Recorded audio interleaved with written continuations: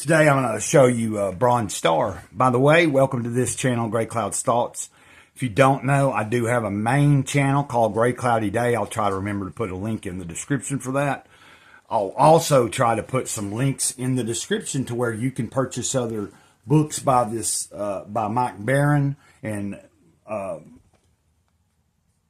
his site and stuff. There's several different books that he does have available there. Not sure if Bronze Star is actually available still, but what we're going to do is I'm going to do an overview / review of this book. A lot of times I'm just doing what I consider an overview because most of the books that I read I generally like. So if I'm showing it to you, like, I'm not trying to judge it and give it a rating. I really dig this book, and you will see why here shortly. I'm going to turn the camera around here in a minute, set up the phone mount, and we will be flipping through some of the pages, and I'll give you a little bit of insight to the story and all that kind of stuff. Let me read real quick back here. Bronze Star is a suspenseful, weird Western that explores redemption and revenge while offering a fresh take on the werewolf mythos and delivering heart-pounding scares, glorious artwork, and unexpected twists that will grab the reader by the throat and not let go until the final page. A dark, violent thriller about love, revenge, and supernatural terror from the minds of two legendary creators, writer Mike Baron and illustrator Pat Broderick. And if I'd ever came across Pat Broderick's work in the past, I wasn't conscious of it, but I did look him up after I've gotten this book, and he does have a rich history in the industry of illustration and comics and things like that. So once again, let me show you the back cover right there. That's the main character. The main character's name is Harley Brogden, Brogden. I might be pronouncing it wrong. But hey, I'm going to turn this off for a second. When it comes back, it'll be spliced together, and you'll be seeing from overhead, so we can flip through, and I can give you a little bit of commentary on what I thought about this, the artwork, and everything else. So let's get that. Okay, let's try this again. This is going to be a video about Bronze Star. You have already started the video, so therefore you know that. And at the beginning of this video, you saw my ugly mug and holding it up and talking about it. I gave a little brief description of it. There's the back cover again. I just really like this artwork now. So this is Bronze Star. It's a book by Mike Baron, a legendary writer of the comic book industry. One of his best known works is that he did write for a good number of issues for Punisher, and that's one of his main claims to fame. But prior to that, like for me, I knew of Mike Baron and some of his characters from back in the day, such as Nexus or the Badger. Now, I didn't really have any of the Badger. I did have a few of the Nexus back in the day. I do currently have some Nexus that I ordered some used copies of recently. Anyway, so Pat Broderick I looked up. He's a well-known illustrator of the industry as well. It said he's known for Micronauts and Alpha Flight by Marvel. He's also done work for Green Lantern. He did a 4-part series on Batman Year 3. But that's not about their history. We're talking about this current book that came out, like in the past few years. It's a crowd-funded book. And so let's get into this. Let's see if, let's zoom in a little more. And so we have the main character here, Harley Brogden. Hope I'm saying it right. So we start off quite interesting. It's almost right into action. You start off, he's shooting and hunting or whatever. Finds his way into this town, goes to a local bar, sits down at a gambling table, and is playing. Gets accused of being a cheater or some sort of thing. Like there's a altercation. This guy that you're seeing right there with his head getting blown off. And I really must say, I love the coloring. I love the type of paper that this book is printed on. It's not, see how it's not so shiny and glossy. It's not quite matte, but I don't know what you would call it. But I like the way that blood looks. I have that in my notes. This is one of the panels I do definitely want to show you as far as the coloring and how the blood looks to me. I just love the tones of the colors.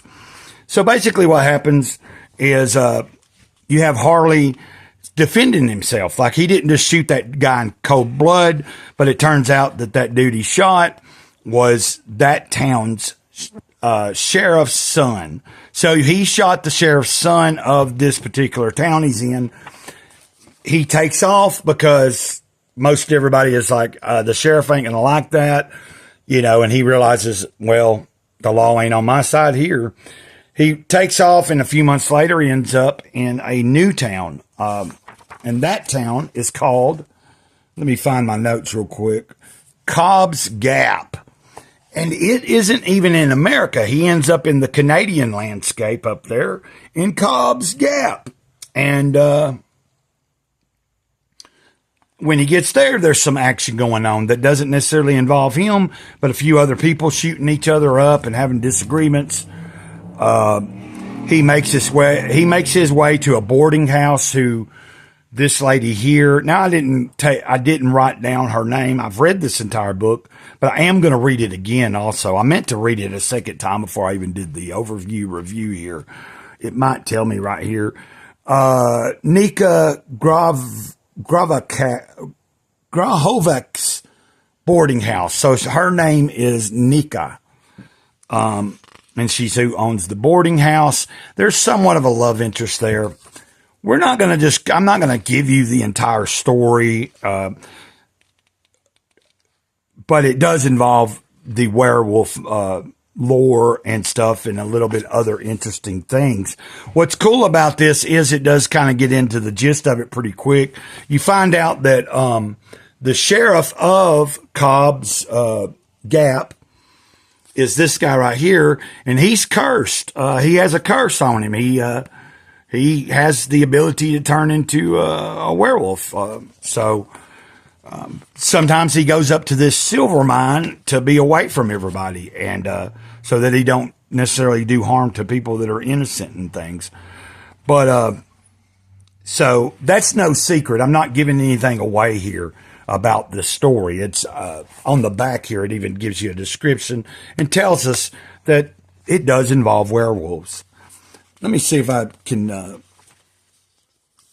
want to make sure that I'm keeping up with my notes. So basically you have a guy on the run who shot somebody in self-defense, but we're talking about the Old West, and the person he shot was the son of the sheriff of that particular town he was in.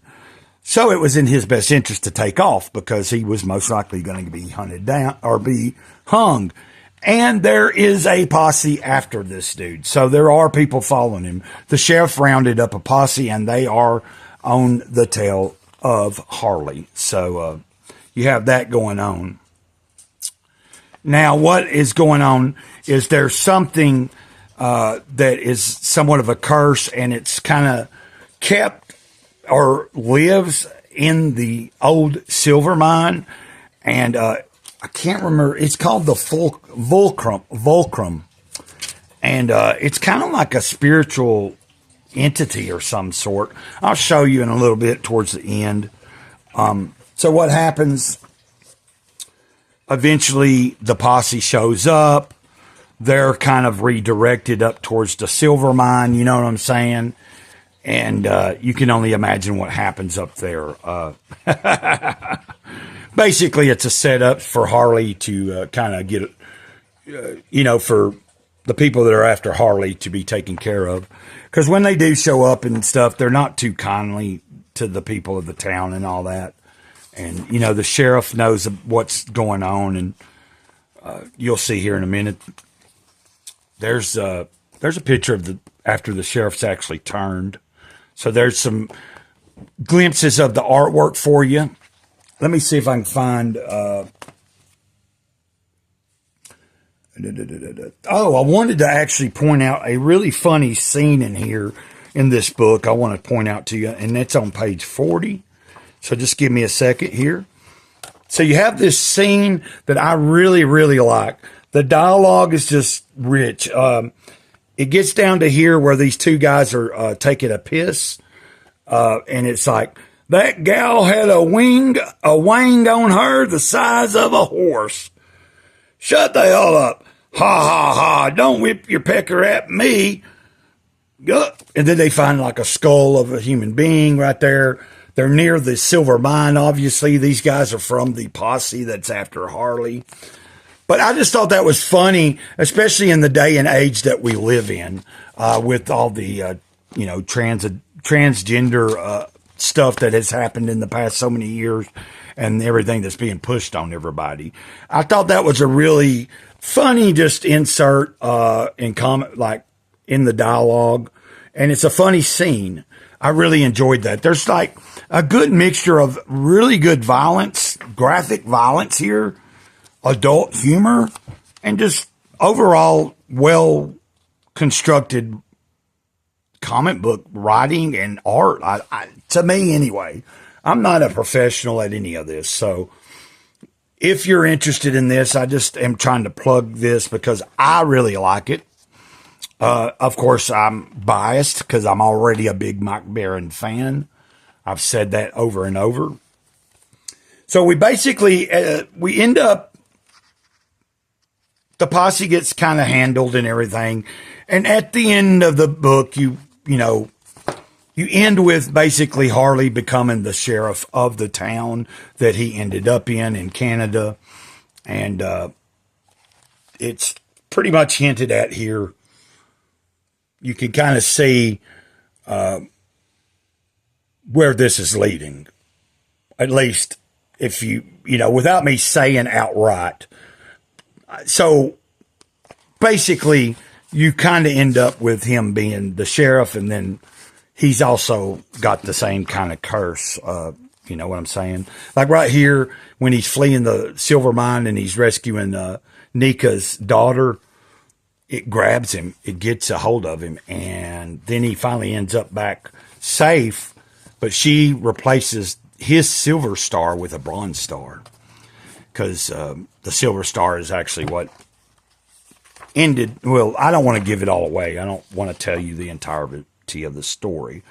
Now, what's cool about this is there is a little story that comes afterwards.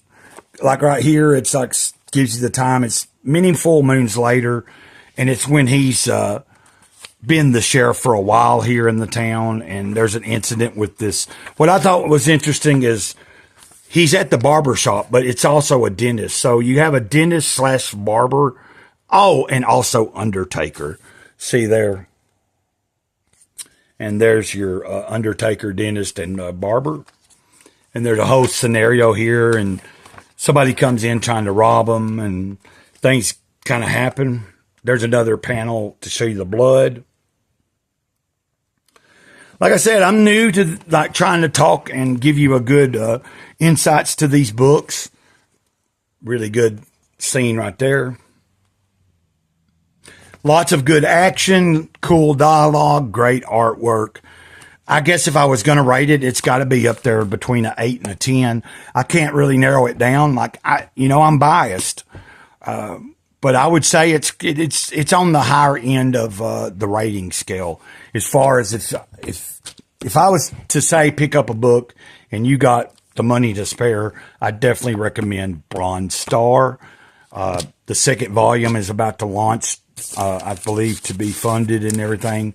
And I'm going to get in on it. I'm going to actually probably back it. So that's why I really wanted to have this in hand and read this.